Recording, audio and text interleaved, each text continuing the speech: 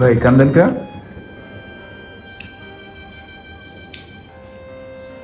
তুই ভিডিও করতেছিস? ওই কান্দে না তো বেটা, ওইটা শখ করে পান তাওয়াত খেতে গেছিলাম। আমরা তো গরিব, ইলিশ মাছ কেনার টাকা নেই। ওই জন্য এই যে তুই যে ডিম বাজি করে দিছস, এর সাথে ভাবলাম যে ভাতটারে পান্তা করে কতগুলো মরিচ লইছি বুঝছস, কোনোভাবে ঝালে আর খাইতে পারতেছি না, এই জন্য কান্দতেছি।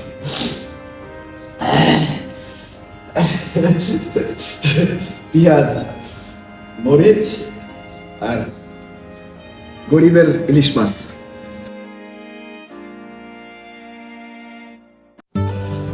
হাসিব যেহেতু লুকায় লুকায় ভিডিও করলোই, আর আজকে পয়লা বৈশাখ, কিন্তু বাসা থেকে বের হওয়ার তেমন কোনো প্ল্যান ছিল না, কিন্তু যেহেতু পান্তা ভাত খাওয়ার ভিডিওটা হইলই, তো ভাবতেছি আমি বাইরে যেয়ে আজকের পরিবেশটা দেখার চেষ্টা করব। যদিও আমার পকেটে টাকা নাই, যাইতে হবে বাসে। দেখি কোথায় যাওয়া যায়, হয় বাসে যাব, নাহলে হাঁটতে হাঁটতে এখন সংসদ ভবনের সামনে যাব। নিকেতন থেকে সংসদ ভবনের সামনে যাইতে তাও মোটামুটি 45 মিনিট হাঁটতে হবে। তো খাওয়াটা শেষ করি, দেন চলেন সংসদ ভবনের সামনের আজকের অবস্থা দেখি, কারণ ঢাকা ইউনিভার্সিটি পর্যন্ত যাওয়ার মতো টাকা আমার পকেটে নাই। হাসিব আমার সামনে থাকে, ফোনটার নিচে কখন আমি আসলে জানি না। তারপরে সে নিজের মতো করে ভিডিও করলো, আর ভিডিও করার পরে আমার কাছে মনে হলো আচ্ছা আমি তো প্রতিদিন একটা করে ভ্লগ বানানোর চিন্তা ভাবনা করছি, কিন্তু হয়ে উঠতেছে না। আর আজকে পয়লা বৈশাখ যদি আমি একটা ভ্লগ না বানাই তাহলে আর বানাবো কবে? তাই ভাবলাম আমার বাসার পাশে যেহেতু হাতির ঝিল আছে, আমার বাসার পাশে আরও বেশ কয়েকটি বিনোদন কেন্দ্র আছে, তো হাঁটতে হাঁটতে কেন আমি সেই জায়গাগুলোতে যাচ্ছি না। কিন্তু হাসিবের ইচ্ছা হচ্ছে আরও দূরে কোথাও যাওয়া, যার কারণে আমাকে খাওয়ার সময় বলতেছিল যে না ভাইয়া আমরা একটু দূরে কোথাও যাই, অনেক দিন হাঁটাহাঁটি করা হয় না, আমরা তো সবসময় ভেতরেই থাকি, তো চলেন একটু দূরে কোথাও যাই, হাঁটাহাঁটি করি, দেন বাসায় আসবো রাত্রে। অবশেষে আমার খাওয়া শেষ, এখন আমরা বের হব দেখার জন্য ঢাকার আশেপাশে, মানে আমাদের আশেপাশে হেঁটে যাওয়ার মতো জায়গাতে পয়লা বৈশাখের আয়োজন কেমন চলতেছে। চলেন শুরু করি। ঝাল খাওয়ার সময় আমার আবেগ কাজ করছে, বিবেক কাজ করে নাই। এত বেশি ঝাল খাইছি যে আমি আর কথা বলতে পারতেছিলাম না।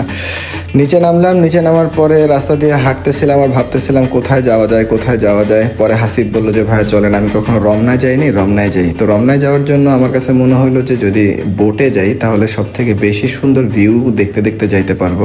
আর যারা হাতির ঝিলের ভিউটা এখনো পর্যন্ত দেখে নাই বাংলাদেশের যে কোনো প্রান্ত থেকে, তাদেরকে একটু দেখাইতে পারবো।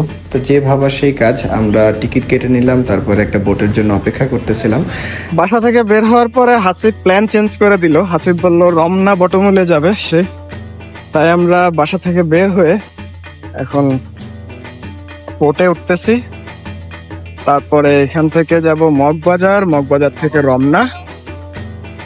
এটা হচ্ছে আমাদের বোট, মাত্র এসে দাঁড়াইলো।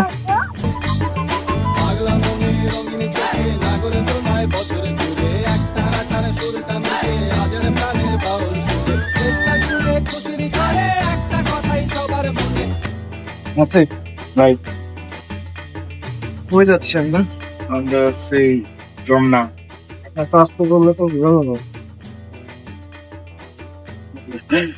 আমাদের কাছে টাকা নাই, যে পর্যন্ত টাকা দিয়ে যাওয়া যাবে আমরা সেই পর্যন্ত যাব, তারপর হেঁটে আবার বাসায় ব্যাক করবো, তাই তো?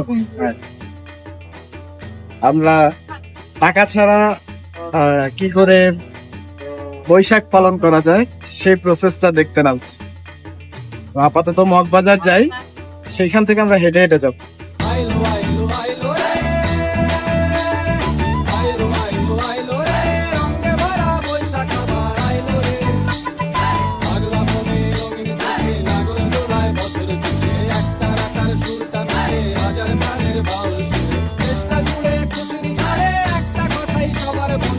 আমরা মাত্র নামলাম, নামার পরে এখন পাড়ের দিকে যাব। এখান থেকে হাঁটতে হাঁটতে যাব মগবাজার, মগবাজার থেকে দেন আমরা হচ্ছে সামনের দিকে আগাবো, রমনার দিকে হাঁটবো ম্যাপ ধরে ধরে। আমি ঢাকাতে বসবাস করি আজকে 10 বছর প্লাস হয়ে গেছে। ওটা সবচেয়ে ইন্টারেস্টিং ব্যাপার হচ্ছে, আমি যদি কাউকে বলি যে আমি কোনোদিনও রমনা পার্কে যাই নাই, এটা কেউ কি বিশ্বাস করবে? এটা কি বিশ্বাসযোগ্য হাসিব? না ভাই, হাসিবের বিশ্বাস হচ্ছে না, কিন্তু আমি যতটুকু যাচ্ছি পুরাটাই ম্যাপ ধরে ধরে আমি জানি কোন জায়গায় রমনা পার্কটা হইতে পারে, কারণ আমি ওটার সামনে দিয়ে অনেকবার যাতায়াত করছি।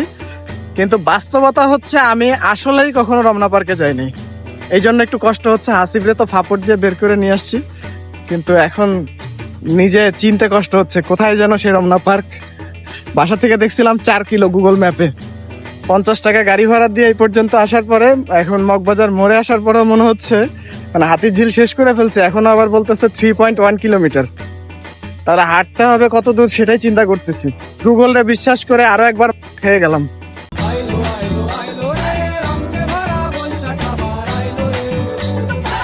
অনেকক্ষণ হাঁটাহাঁটি করার পরে যখন আমাদের এনার্জি একেবারেই শেষ মুহূর্তে, তখন চলে আসলাম আমরা রমনা পার্কে। আর রমনা পার্কের এই সাইডটা দেখে মনে হচ্ছিল কই কোনো কিছুই তো হচ্ছে না, খুব বেশি মানুষ তো নাই, কি শান্তি।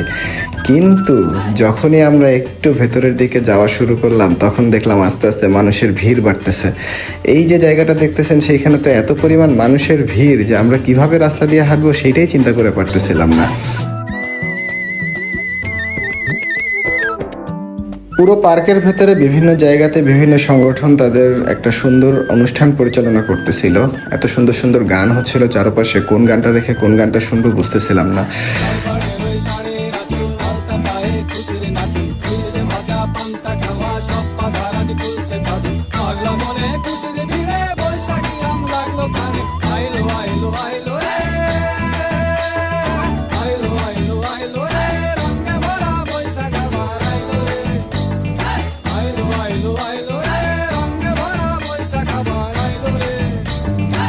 চারদিকে প্রচুর শব্দ, শুধু ধোঁয়ায় আমার একটু ধুলায় আমার একটু কষ্ট হচ্ছে, বারবার হাঁচি আসতেছে যেহেতু আমার ডাস্ট অ্যালার্জি আছে। বাট এত পরিমাণ মানুষ যে মানুষ আসলে শেষ করা যাবে না। কিন্তু মজার ব্যাপার হচ্ছে একটা পরিচিত মানুষ পাওয়া গেল না যার সাথে কোনো কথা বলা যায়।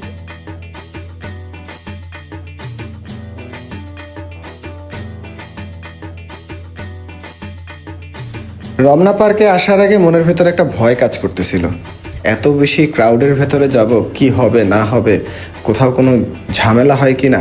কিন্তু এখানে আসার পরে আইন শৃঙ্খলা পরিস্থিতি এত সুন্দর দেখলাম, আর মানুষের মনে যে এত বেশি আনন্দ, এগুলো দেখার পরে মনে হচ্ছিল না যে এখানে কোনো ঝামেলা হওয়ার মতো। যার কারণে ঘুরতেছিলাম বিভিন্ন জায়গায়, বাচ্চাদের অ্যাক্টিভিটিগুলো দেখতেছিলাম যে ওরা আরও বেশি খুশি। কারণ উৎসব তো বাঙালিদের একটাই, সেটা হচ্ছে পহেলা বৈশাখ।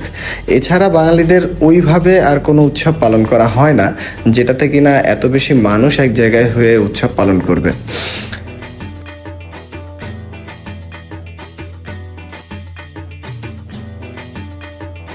সবাই যখন চারদিকে ঘোরাঘুরি করতেছে আর আমি আমার সামনের এই যে এই বট গাছটার দিকে তাকায় চিন্তা করতেছিলাম যে ইস, যদি এই বট গাছের আশেপাশে এটার ইতিহাস সম্পর্কে লেখা থাকতো কতই না ভালো হতো। আমি পুরাতন জিনিসপত্রের ইতিহাস জানতে খুবই পছন্দ করি। পুরনো ইতিহাসের প্রতি আমার যে আকর্ষণ সেটা আসলে বলে বোঝাতে পারবো না। আমি অন্য যে কোনো একটা ভিডিওতে এটা আলাদাভাবে দেখাবো আমি কি কি পুরনো জিনিস আমার সংগ্রহে রাখি বা কি ধরনের জিনিসপত্র চেষ্টা করি আমার সংগ্রহে রাখার জন্য বা আমি খোঁজ করে থাকি। বটগাছটার মতো এই গাছটার সামনে এসেও আটকাই গেলাম, এত সুন্দর ফুল, আর এই ফুলের থেকে তৈরি হয় এই যে দেখেন বেলের মতো এক ধরনের ফল। কিন্তু এই গাছটারও কোনো নাম পরিচয় কোনো কিছু পাওয়া গেল না। কৌতূহলবশত আশেপাশের অনেক মানুষকে জিজ্ঞাসা করলাম, কিন্তু কোনো কিছুই তারা বলতে পারলো না যে এই গাছের নাম কি বা এই গাছের সম্পর্কে কোনো রকম কোনো তথ্য দিতে পারলো না। আমি রমনা কর্তৃপক্ষের কাছে খুবই মিনতি করি এই গাছগুলো সম্পর্কে যেন একটা সঠিক তথ্য দেওয়া হয়, কারণ এই গাছগুলো কি উপকারী নাকি অপকারী, এই ফুলগুলো নাকের কাছে নিলে কি হবে বা ফলগুলো মুখে নিয়ে ফেললে কি হবে না হবে সেটা কিন্তু আমরা জানি না। সো অনেক বাচ্চারাই রমনায় ঘুরতে যায়, সব সময় যে তাদের দিকে খেয়াল রাখা যাবে এমনও তো না। তাই আমাদের সচেতনতা বাড়াতে গাছগুলো সম্পর্কে একটু বিস্তারিত লিখে দিলে খুবই ভালো হয়।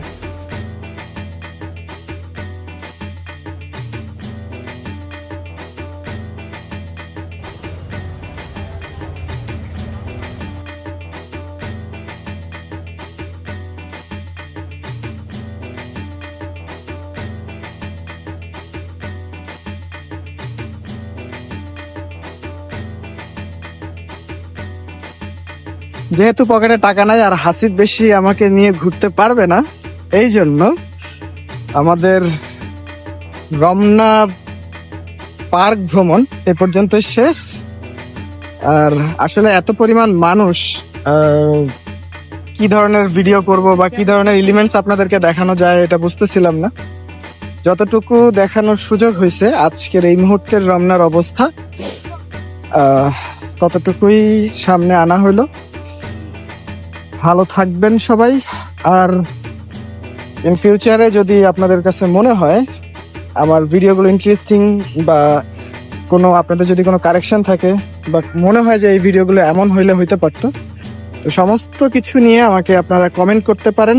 আর যদি ভালো লাগে ভিডিওটা তাহলে অবশ্যই সাবস্ক্রাইব করবেন, লাইক করবেন এবং খুব রাগ হইলে শেয়ার করে দিয়েন। আল্লাহ হাফেজ।